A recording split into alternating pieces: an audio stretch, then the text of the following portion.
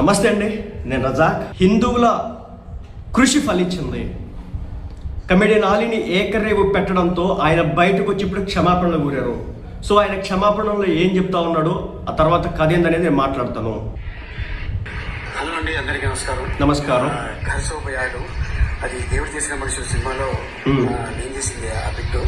So ఆ బిట్లో అది ఆ బాంబే కంపెనీ అది వాళ్ళు అది చేయమన్నారు, కానీ చాలా మంది అది బాగాలేదు సార్, అది చాలా ఇబ్బందిగా ఉంది, తొందరగా అది మీరు డిలీట్ చేసేయండి అని చెప్పారు. కంపెనీ వాళ్ళు చెప్పారండి, డిలీట్ చేశారు. ఎవరికైనా బాధ జరిగి ఉంటే క్షమిస్తారని మనస్ఫూర్తిగా కోరుకుంటానండి. Thank you so much. So మొత్తానికైతే క్షమాపణలు చెప్పినాడు కమెడియన్ ఆలీ. అతను ఏం చెప్తున్నాడంటే, దేవుడు చేసిన మనుషుల్లో ఏదో చిన్న బిట్టట, ఆ గరిసప్పు వాళ్ళు అలా చేయమన్నారట, కాబట్టి ఈయన చేశాడట.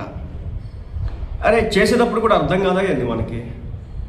ఇప్పుడు అక్కడ ఒక ఐడియా అంటే ఒక దేవుడి విగ్రహాన్ని పెట్టి మనం ఒక రకమైన పూజ చేసినామంటే